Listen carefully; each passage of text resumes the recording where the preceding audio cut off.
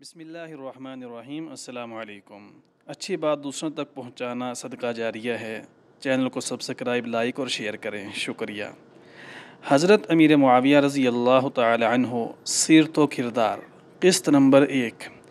کاتب وحی، صحابی رسول، خلیفۃ المسلمین، جرنیل اسلام، فاتح عرب و عجم، امام تدبیر و سیاست، محسن اسلام، حضرت امیر معاویہ رضی اللہ تعالی عنہ وہ خوش نصیب انسان ہیں جن کو جلیل القدر صحابی ہونے کے ساتھ ساتھ کاتب وحی اور پہلے اسلامی بحری بیڑے کے امیر ہونے کا اعزاز بھی حاصل ہے۔ آپ رضی اللہ تعالی عنہ کے لیے حضور اکرم صلی اللہ علیہ وسلم کی زبان سے کئی دفعہ دعائیں اور بشارتیں نکلیں۔ آپ رضی اللہ تعالی عنہ کی بہن سیدہ ام حبیبہ رضی اللہ تعالی عنہ کو حضور اکرم صلی اللہ علیہ وسلم کی زوجہ محترمہ اور ام المؤمنین ہونے کا شرف بھی حاصل ہے۔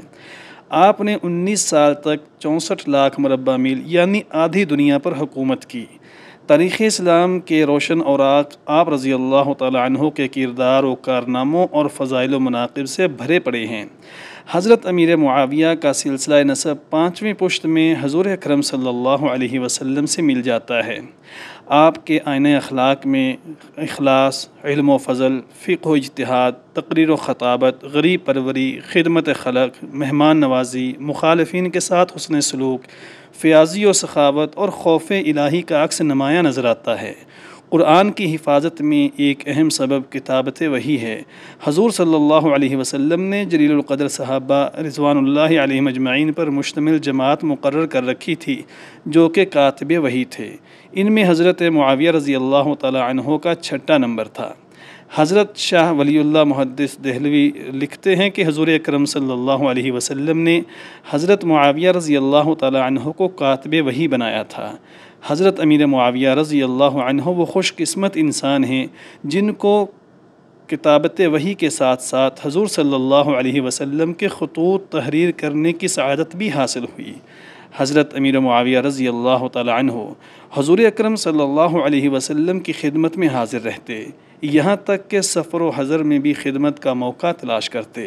چنانچہ ایک بار حضور اکرم صلی اللہ علیہ وسلم کہیں تشریف لے گئے تو امیر معاویہ رضی اللہ تعالی عنہ پیچھے پیچھے گئے۔ راستے میں حضور صلی اللہ علیہ وسلم کو وضو کی حاجت ہوئی، پیچھے مڑے تو دیکھا معاویہ رضی اللہ تعالی عنہ پانی لیے کھڑے ہیں۔ آپ صلی اللہ علیہ وسلم بڑے متاثر ہوئے، چنانچہ وضو کے لیے بیٹھے تو فرمانے لگے، معاویہ تم حکمران بنو تو نیک لوگوں کے ساتھ نیکی کرنا اور برے لوگوں کے ساتھ درگزر کرنا۔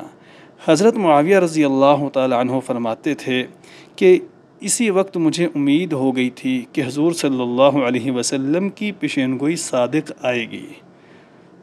اللہ رب العزت سے دعا ہے کہ اللہ تعالی تمام صحابہ کرام رضوان اللہ علیہم اجمعین کی قبروں کو نور سے بھر دے، آمین۔